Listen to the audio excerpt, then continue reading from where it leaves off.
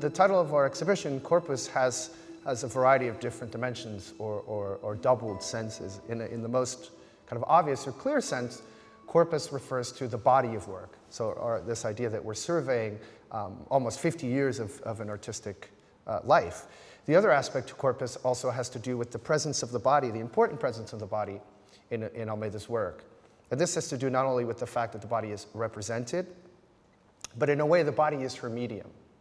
That the manipulation, the idea of a body acting, registering, defining, and occupying space is in essence the kind of core of her work. But it also has a very important dimension specifically to Almeida's work, which is what we see in the exhibition as a transformation of a body over 50 years. We see a kind of process of aging in the work. But you also see experience and a kind of embodied knowledge.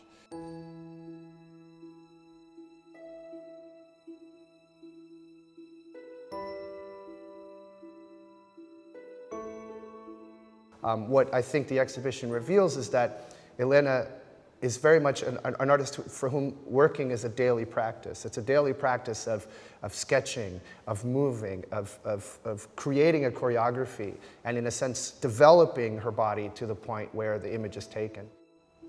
Helena Almeida was born in 1934 in Lisbon, and she was working and living since then in Lisbon till now.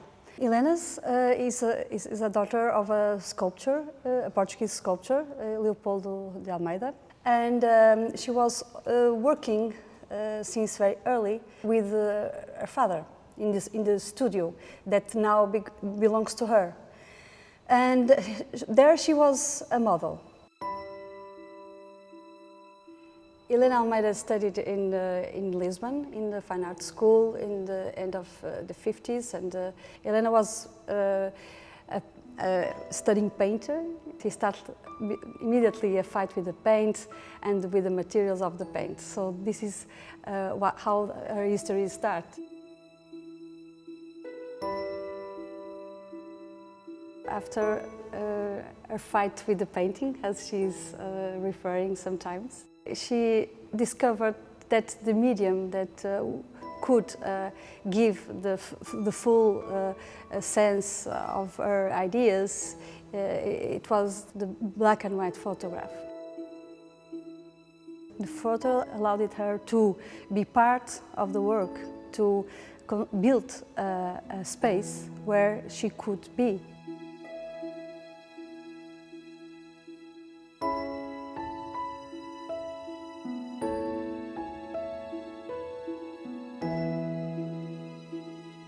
So the limits of a painting could only be overcome with photography, or the limits of photography could only be overcome through drawing, or the limits of photography can only be overcome through video.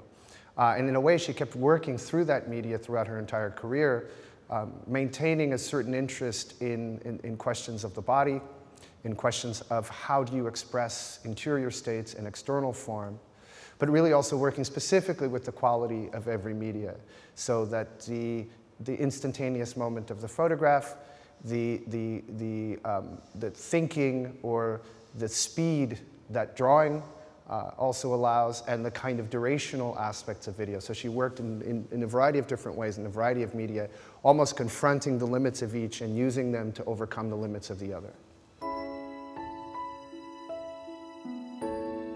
As a painter, one of the conditions or one of the ideas of painting is you have to reconcile space and time in one place, in one two-dimensional surface.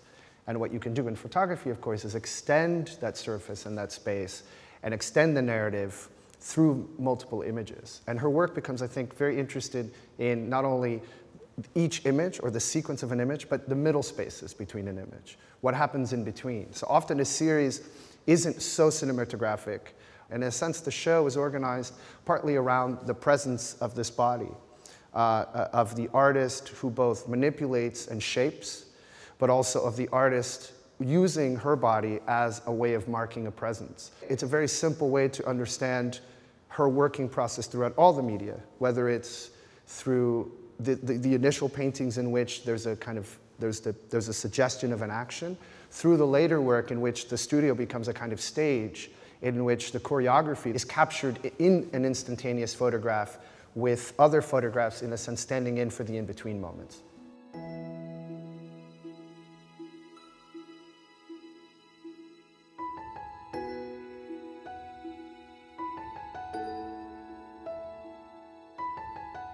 So most of her work is actually conceived in drawing. The drawing is the place, it's the generative place where she kind of conceives the idea or the choreography.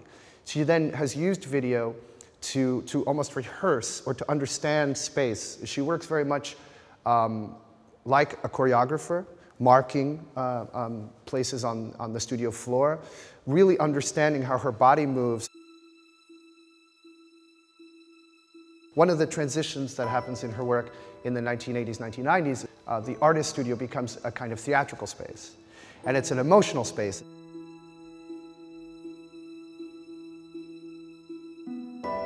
Helena is working in her studio with the presence of Artur Rosa, her husband. His presence became more visual. In the end of the last decade, it's the second space, as she's always referring. Okay. Continua. Não para. Tá, continua.